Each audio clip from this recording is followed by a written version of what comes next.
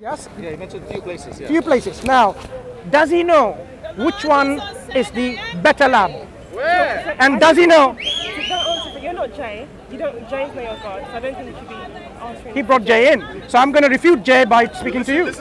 You can come in, you can bring Jay in here if you want, and I will refute him directly. He can talk for himself. Don't worry about it. Because you brought Jay in, I will show you the errors. Because he's No, going to no. be having a monologue. It's not a monologue. It is a monologue. Is that what you think? It is a monologue. I don't know. I'm very pleased to meet him because I've seen YouTube. And I've seen him and Jay. You can join that discussion if you want. I'm out here on holiday. I'll talk It's the about first time the radio commentating which you haven't got a clue about. Man's a grown man, you know. Sorry? The manuscripts that are radio carbon dated. So there is a particular lab that did dating that dates the previous, the time before Muhammad sallallahu alaihi wasallam, right? But 300 something, okay? Yeah. Right. So what do the scholars say about these things? The scholars, Everybody's not an Muslims. opinion, No, opinion. Scholarly opinion. Okay. Okay. Get Jay to tell me the scholarly opinion on this. That's your homework. No, you don't talk to me like that. Why not? You believe Jay is like a prophet. That's your belief. So I want to know. Go and ask him, excuse me. What did the scholars say on this various radiocarbon dating done on these manuscripts? No, I was just interested to know that the Sana manuscript, I was told that it was written, someone said around 700. The source, the document was dated to around 700 and 710. But now, if you say 300, that's even before Muhammad. So that, for me, is quite interesting. Every lab, So it says, it's not what interesting. did Muhammad had to do with the Quran? Listen. Isn't that a worrying thing? Listen, if you go to different labs, excuse me. No, I'm not refuting you. No. I'm just- going to show you something that you can understand. I'm just trying to find, I'm a student, okay? I want to learn. I want to know the historical Muhammad. Of course. Now, when we radiocarbon date things, are you listening? Oh yeah, thank you. Oh, thanks. Oh, thank you. No, these are great guys. Yeah. Do you want to continue? When we radiocarbon date, there are labs with different resources, specialties, and accuracies. Not every lab is the same. Okay? So there's some labs are more reliable in terms of the accuracy of the results. Other labs, we will say no, they're not so reliable because this is something we're talking about science. So it's debatable. Okay. Not debatable. Scholars are already like, why should I give you the names? I want you to go and find out from. It's in published literature, right? If you do insist, I will give you which scholar and Okay. why. Also, another thing. You talk about the Samarkand. But can I finish my point on here? Okay. The labs that dated a few hundred years before Muhammad sallallahu alaihi wasallam, these results are taken to be what? Not accurate. Why? These are contamination of the results. So they are discarded. You can get contamination in various ways and means in your analysis in these kind of things in the labs. So the labs that are reliable are the ones that scholars take. So the ones which are reliable, they have convergence. You can see clearly they are very similar in their dating system. So that's radiocarbon dating. So people who haven't got a clue in radiocarbon how they are dated, who's dating them, they make these kind of errors. Errors of like, oh, there's a median value. It's pinpointed exactly at point in the middle. That shows they have no understanding of statistics at all. Now, the reason why I was interested, from what I've read, the Sana manuscript has been dated around AD 710, 15. That's what I've read. Yeah. But now when I hear possibly AD 300, then it gets Now you know. They get a bit worried. Now you know it's a contamination of the results. Also, they found underneath Yeah. the writings, Yeah. there were other writings. Yeah. That makes me even more worried More worried about what? about the accuracy of No. the writings. So, have you gone to study how Quran was compiled in the Islamic tradition? I'm not a scholar like you. Not a scholar, as a student. Interested. As a student. I'm interested. No. When you say I'm interested in the biblical textual criticism, Yeah. and I have no clue about how manuscripts are I'm weighed. trying to learn.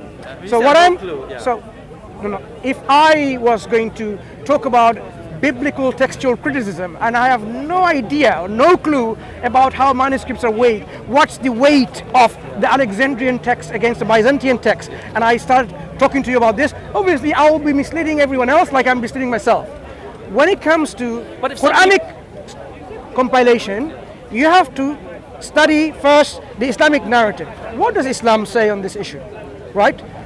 The alternative narrative provided by critiques of Islam, whether they're Orientalists, whether they're Christians, whether they're other non-Muslims, you can weigh them and say, okay, which one is really telling you the real history? Because we are interested in the historical narrative. So when the Quran was transmitted in both writing and by memory, remember, people forget, when you memorize the whole That's Quran. why it's a fallible document. Because it's memory, human beings, through human agency, by definition. Fallible? If something is, aren't you fallible? Am I not fallible as a human? Let me tell you So why. how can you say it's from God? You need to understand one thing though. Yeah. Now, imagine, just to demonstrate to you. I'm going to tell you to learn one statement. God is one. How many words? God is one. 3 words. If you memorize this correctly, I will give you $1 million. Every one of you. Okay? It's not. Imagine I am the Emir or the King, all right? And I have this money in front of me. There you go. Suitcase load of $1 million or 1 million pounds. If you memorize it accurately, I will give it to you. That's what you have to do. So memorize accurately. So I do that to various people among you here, say about 10 people. What are the likelihood that people will memorize this? Just 3 words, God is one. They're not going to say, Okay, God. No, not got the point, brother. Just to show you that memorization of this nature is infallible. How?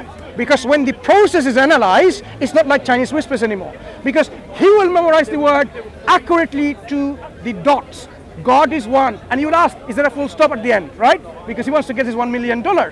Every single one of you will say, he would not say God was one. He will try to remember God is one. Accuracy of words, accuracy of letters, accuracy of the order of letters and words, and accuracy of the whole structure of the sentence.